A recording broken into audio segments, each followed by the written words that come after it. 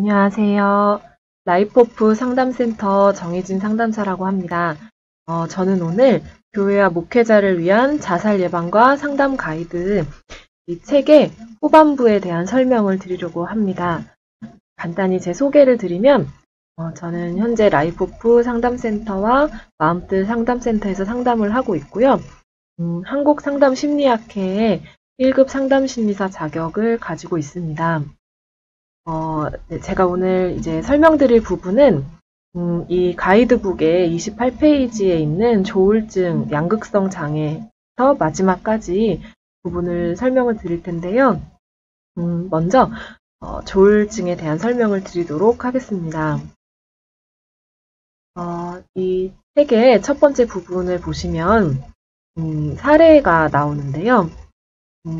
이 조울증은 기분이 아주 들뜬 그런 상태를 나타내는 조증과 기분이 매우 가라앉은 우울증의 그 양극단을 오가는 그런 마음의 불편함을 이야기하는데, 지금 이 사례에서도 이 직장인 D씨가 자신의 어떤 주변의 그 가정의 환경이나 생활을 돌보지 못할 정도로 회사의 일에만 과도하게 매우 높은 에너지를 이렇게 사용하면서 일을 하는 어떤 사례를 저희가 볼 수 있습니다. 이렇게 생활을 했을 때 이 D씨의 아내가 남편의 이런 점을 더 이상 참을 수 없어서 별거를 요구하게 되고, D씨는 이 조증의 상태를 지나 점점 깊은 우울감과 공허함에 빠지게 되었고, 또 자살 사고에 시달리고 병원에서 조울증 진단을 받게 되었습니다. 이처럼 조울증은 이렇게 조증과 또 우울증의 그 양극단을 또 오가고, 또 그 사이에 다양한 기분과 또 증상을 경험하는 어떤 상태를 이야기하는데요.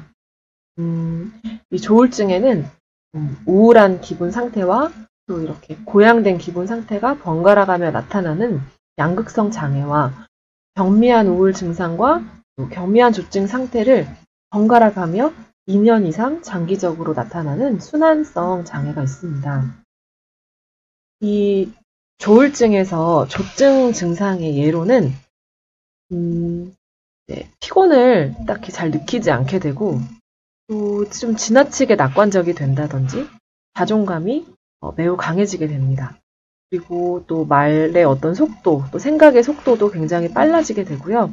에너지가 넘쳐서 어떤 정신적인 그 활동이 너무 통제가 되지 않을 정도로 활발해지게 되고, 또 쉽게 짜증을 내고 공격적인 행동을 하게 됩니다.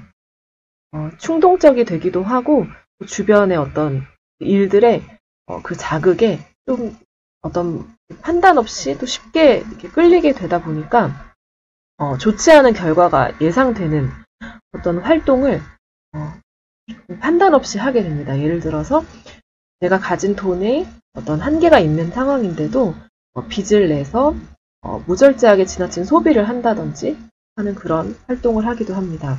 심한 경우에는 어떤 환각이나 망상에 사로잡히게도 되는데요.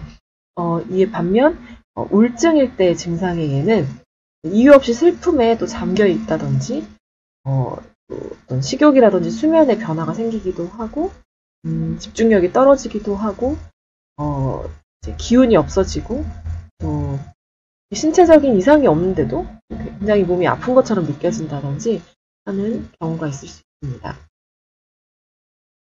이렇게 조울증을 겪게 되면 이런 매우 가라앉거나 또는 매우 들뜬 이런 기분의 영향으로 사회생활에 대한 집중력이 떨어질 수 있고, 자신이 가진 능력이 제대로 발휘가 되지 않게 됩니다. 또 다소 예민해지기 때문에 사회에서 만난 사람들과 또 이제 집에서 만나는 어떤 가족들과의 관계에 큰 어려움을 겪게 되기도 하고요. 그리고 또 이 우울증일 때 겪는 또 절망감 가운데, 또 이 조증일 때 또 관계가 깨어진 어떤 상황에서 느끼는 심리적인 압박 때문에 자살 사고가 크게 나타나게 됩니다.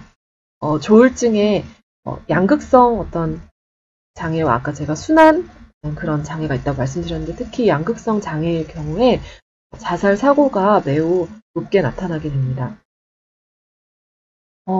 이제 교인을 어떻게 돌봐야 할까에 대해서 설명을 드리려고 하는데요. 먼저 조울증의 경우에는 약물 치료가 매우 중요합니다. 약물은 조울의 어떤 증세를 완화시켜 주게 되고 또 하기 때문에 마음을 다스리는 심리 치료도 중요하지만 기본적으로 약물 치료를 병행하는 것이 필요합니다. 이 약물의 어떤 부작용 때문에 약물 치료를 좀 꺼리게 되는 경우도 있는데요. 불편한 부작용이 있으면 이제 의사와 상의하면서 자신에게 맞는 약으로 바꿀 수 있기 때문에 이제 약물 치료에 대한 두려움을 좀 갖지 않도록, 그리고 이 부작용이 이제 두려워서 약물 치료를 하지 않으면 이 조울병으로 인한 피해가 더 심해지기 때문에 좋은 선생님을 만나서 치료를 잘 받을 수 있도록 안내를 해주시면 좋을 것 같고요.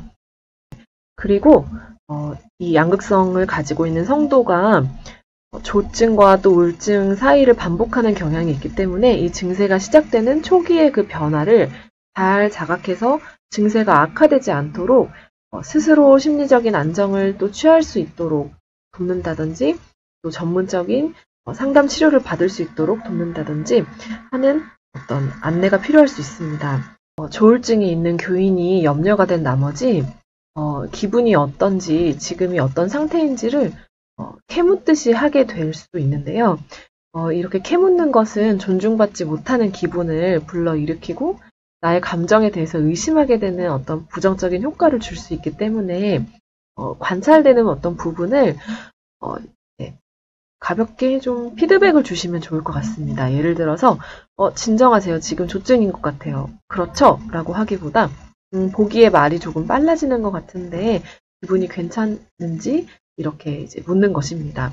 이런 피드백을 통해서 이제 교인은 스스로 자신의 감정에 주의를 기울일 수 있게 되고, 이것이 일반적인 감정인지 또 조울증과 관련된 것인지를 검토할 수 있게 됩니다.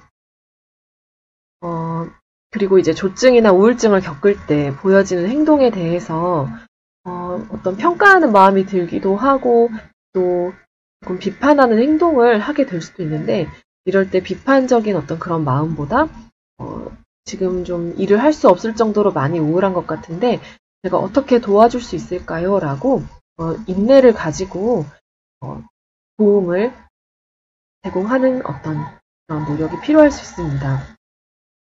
조울증은 만성적이고 또 재발할 어떤 경향이 높기 때문에 지속적인 약물 치료를 할 수 있도록 돕고, 또 나의 상태가 조증을 향하고 있는지 우울증을 향하고 있는지 그 경고의 어떤 신호들을 알아차릴 수 있도록 전문적인 상담 치료를 받을 수 있도록 도우실 필요가 있습니다.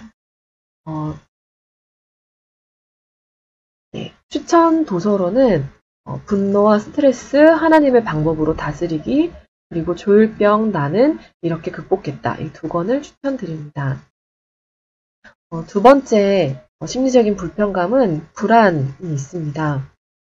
불안이라는 감정은 사실 그 불안이란 감정 자체는 저희에게 도움이 되는 감정입니다.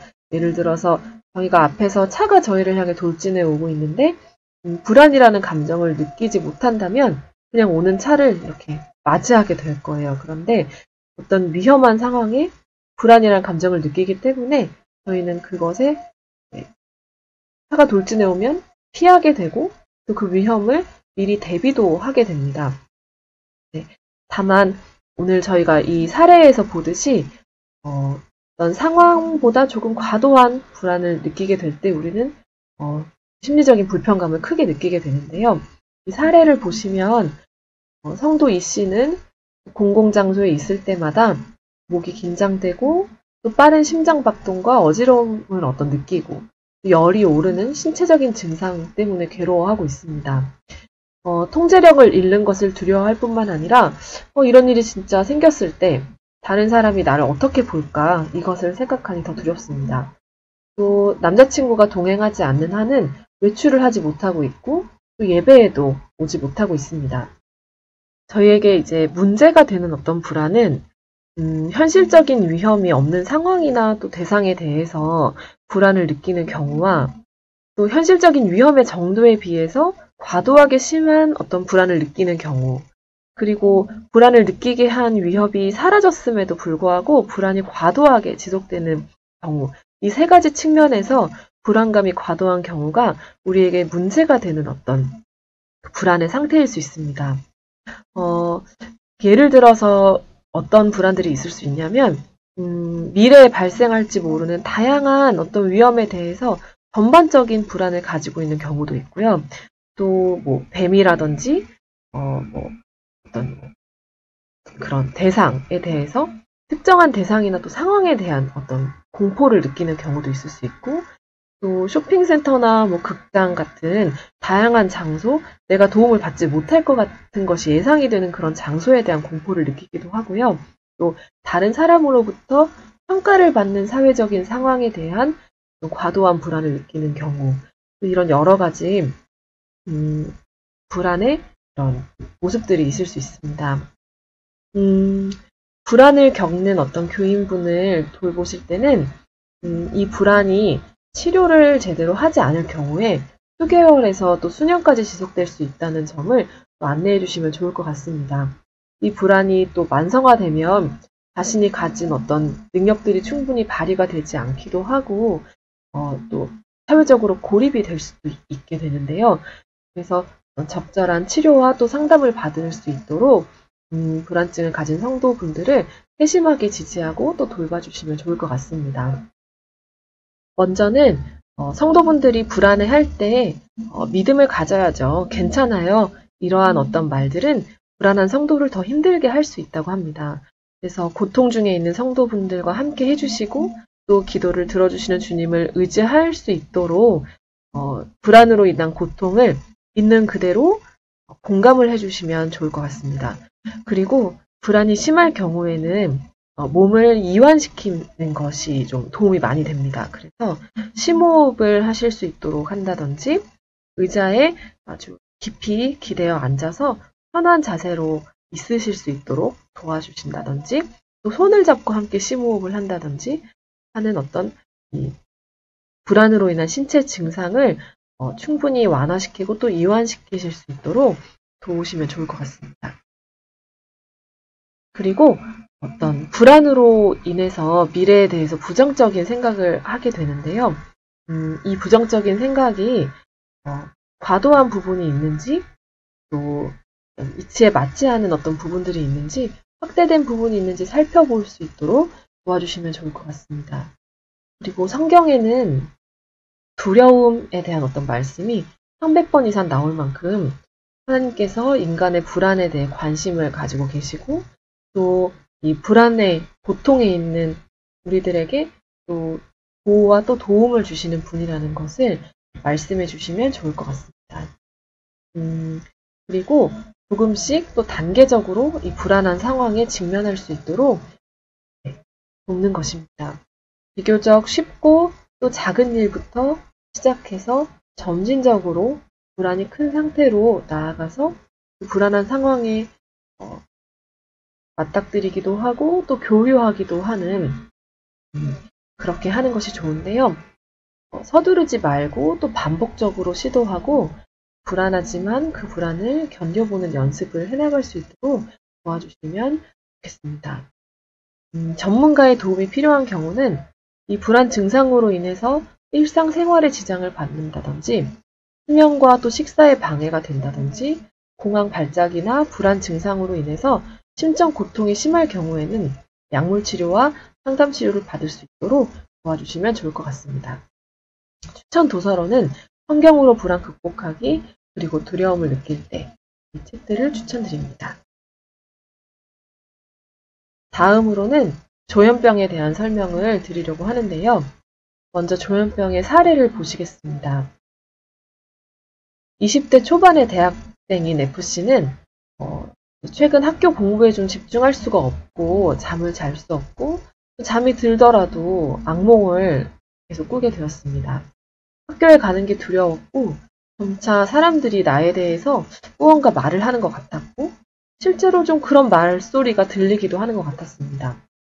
시간이 조금 흐른 후에는 이 어떤 증상이 점점 악화돼서 거리의 사람들이 저 여자를 죽여라 라고 외치는 것도 같았고 몸에 어떤 벌레가 기어다니는 것 같아서 계속 손을 씻기 위해서 화장실을 들락거리기도 되고 예배에 참석하면 또 하나님이 다른 사람들에게 죄인인 나를 없애라 라고 명령하는 소리가 들리는 것 같아서 교회에도 출석할 수가 없어서 집에만 있는 상황이 되었습니다.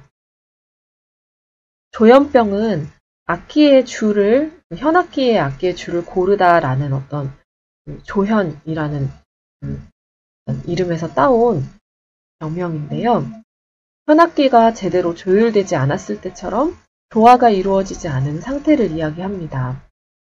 이전에는 정신분열병이라고 불렸었는데 이 정신분열병이라는 이름이 개인을 낙인 찍는 것 같고 좀 부정적인 의미를 담고 있어서 오히려 치료에 방해가 된다라는 의견이 있었기 때문에 2011년도에 부정적인 사회인식을 전환하기 위해서 조현병으로 개명이 되었습니다. 어떤 정신적인 마음의 조정이 적절하게 이루어지지 않아서 이 마음의 기능에 문제가 생긴 질환인데요. 조현병은 어떤 특징적인 증상들이 있습니다. 망상이라든지 환각, 또 왜곡된 어떤 행동이나 왜곡된 언어, 또 몸이 긴장되는, 강직되는 어떤 여러 가지 증상들이 있는데요. 크게는 양성 증상과 음성 증상으로 나눌 수 있습니다. 양성 증상은 조현병을 앓고 계신 분들이 특징적으로 느끼게 되는 어떤 증상입니다. 이를테면 망상, 환청, 기이한 행동 같은 것들이 있는데요. 망상은 나와 또 어떤 세상에 대한 잘못된 강한 믿음입니다. 피해망상이라든지 과대망상이라든지 이런 부분이 있을 수 있고요. 환청을 포함한 어떤 환각은 왜곡된 비현실적인 어떤 지각들을 이야기합니다. 외부의 어떤 자극이 실제로는 없음에도 어떤 소리나 형상을 듣거나 본다든지 하는 어떤 경우를 이야기합니다. 특히 나의 행동이나 또 생각에 대해서 무언가 사람들이 간섭하는 목소리가 들린다든지 2명 이상의 대화하는 목소리를 듣는 경험이 일반적으로 나타나는 그런 환청입니다. 그리고 와해된 언어는 좀 비논리적이고 또 좀 질이 멸렬한 어떤 언어를 뜻하는데요.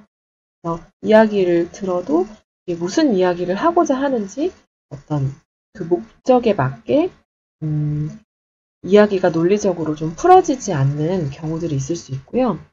와해된 행동은 나이에 걸맞는 어떤 목표 지향적인 행동을 잘 하지 못하고 조금 상황에 부적절하게 나타나는 어떤 행동을 하게 되는 경우입니다.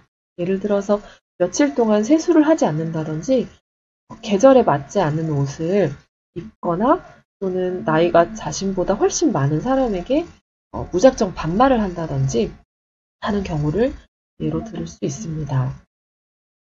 두 번째로 음성 증상은 정상인들이 나타내는 어떤 적응적인 기능이 저하되거나 떨어진 상태를 이야기합니다. 감정 둔마나 언어 빈곤 또는 무쾌감증, 무의욕증 이런 증상들이 있는데요. 표정이 없어진다든지 어떤 감각을 좀 느끼지 못한다든지 그리고 말수가 눈에 띄게 확 줄거나 또는 공허한 어떤 언어를 보이거나 또는 아무것도 느껴지지 않는 그런 의욕이 매우 떨어지는 어떤 증상들이 있습니다. 그리고 인지 기능이 저하되기도 하는데요. 기억력이나 주의력이 저하되고 다른 사람들의 감정을 파악하는 것에 어려움을 겪기도 합니다. 그 밖에도 사회적인 기능이 손상되어서 정상적인 사회생활이 어려워지기도 하고 또 현실 검증력이 저하되고 내가 질병에 걸렸다는 사실을 인정하지 않는 병식이 결여되는 그런 증상도 있습니다. 어떤 경우에는 폭력적인 행동이 동반될 수 있기 때문에 이 증상의 경증을 관찰하는 것이 필요하고 자신이나 타인을 해치려는 어떤 그런 위험성이 있을 경우에는 입원 치료를 할 수 있도록 도와주셔야 합니다. 교인이 간혹 치료의 필요성을 인정하지 않는 경우에는 교인분을 설득하고 또 도와야 하기 때문에 보호자의 도움이 꼭 필요합니다. 조현병은 치료에 따라서 예후가 다양하게 달라지게 됩니다. 재발의 가능성이 높기 때문에 마치 당뇨를 혈당을 체크하면서 계속 관리하듯이 평생 관리가 필요한 어떤 질환일 수 있습니다.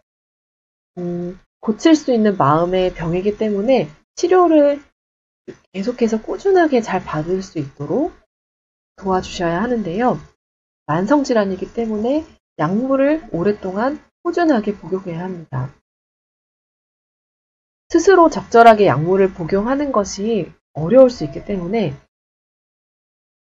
주변의 가족분들이 약을 잘 먹고 있는지 꾸준하게 관심을 가지고 체크할 수 있도록 또 해야 합니다. 조현병의 어떤 치료 목표는 재발을 방지해서 일반적으로 잘 생활하실 수 있도록 돕는 것인데요. 재발을 하게 되면 이것이 만성화가 더 심하게 돼서 다음의 치료가 더 어렵기 때문에 증상 재발을 방지하는 것이 중요합니다. 이를 위해서 의료진과 협조를 하면서 꾸준한 약물 치료를 받으실 수 있도록 도와줄 필요가 있습니다. 조현병을 가진 교인은 주로 또 위축되어 있거나 가끔은 돌발 행동을 할 수 있습니다. 이로 인해서 교인들 사이에 문제가 발생하지 않도록 조현병을 가진 성도분이 스트레스를 잘 관리하고 줄일 수 있도록 또 자극적이지 않은 환경을 최대한 제공해 주는 것이 좋습니다. 약물 복용이 잘 되고 있는지 보호자나 본인에게 확인하고 정확하게 약물을 정량을 복용할 수 있도록 지지해 주셔야 합니다. 약물을 복용하고 있는데도 양성 증상이 심해질 경우에는 입원 치료가 필요할 수 있습니다. 그리고 조현병에 가진 성도분의 가족들은 오랜 기간 동안 환자들을 돌보느라 지쳐 있습니다. 고난 중에서도 함께 하시는 하나님의 위로와 사랑을 전하고 함께 해주시기를 바랍니다. 조현병은 전문가의 도움을 반드시 받아야 합니다. 정신건강의학과 전문의에게 치료를 받고 또 약물을 복용하고 또 일상생활을 잘 유지할 수 있도록 도와주셔야 하고 또 지역의 정신건강복지센터에서도 주기적인 관리를 받을 수 있습니다. 조현병에 대한 추천 도서는 바울의 가시 나는 조현병 환자다 그리고 동행 지혜와 사랑 속에서 함께 걸어가기 이번을 추천드립니다. 다음은 성격장애에 대한 설명을 드리겠습니다. 성격이라고 저희가 흔히 표현을 하면 어떤 한 개인의 생각이나 감정 그리고 행동 또 사회적인 관계를 맺는 일관적인 어떤 방식을 성격이라고 하는데요. 저희가 이 성격 장애일 경우에는 성격적인 측면으로 굳어진 심리적인 특성이 사회 문화적인 기대에서 크게 벗어나는 어떤 경우를 성격 장애라고 하게 됩니다. 사례를 보시면 30대인 G 씨는 친구들과 가족이 자신을 부당하게 대하는 것 같다는 생각과 믿을 수 없다는 느낌에 시달리고 있습니다. 돌이켜보면 지난 날들에도 공허한 마음에 시달렸고 한편으로 굉장히 의존하고 싶은 마음이 컸고 또 외로움과 고립감도 자주 느꼈습니다. 친구나 가족이 자신을 이해해주지 않는 것 같거나 스트레스를 받을 때 사람들에게 격한 분노가 일어나기도 하고 자해 행동을 하기도 했습니다. G씨가 사람들과 겪는 그 관계는 무언가 늘 시끄럽고 혼란스러웠다고 합니다. 이러한 사례처럼 성격장애로 진단되기 위해서는 개인이 느끼는 이러한 어떤 지속적인 내적 경험과 또 행동 양식이 먼저 사회의 문화적인 기대에서 심하게 벗어나야 하고요. 그리고 어떤 고정된 행동 양식이 융통성이 없고 일관적으로 개인적인 생활이나 또 사회생활 전반에 넓게 퍼져 있어야 합니다. 그리고 이러한 고정된 행동 양식이 사회적 또 직업적 또 다른 다양한 중요한 영역에서 심각한 고통을 주고 또 어떤 기능상의 장애를 초래해야 합니다. 그리고 이 어떤 양식이 변하지 않고 오랜 기간 지속이 되고 청소년기나 성인 초기에 이 발병의 시기가 거슬러 올라가야 합니다. 성격 장애에는 어떤 증상과 특성에 따라 다양한 하위 유형으로 나뉘어서 분류가 되는데요. 교인분을 만났을 때에는 특정 성격 장애명에 대한 직접적인 언급을 하지 않으시는 것이 좋습니다. 이것은 기타 다른 어떤 심리적인 불편감에 대한 부분들하고도 좀 마찬가지인데요.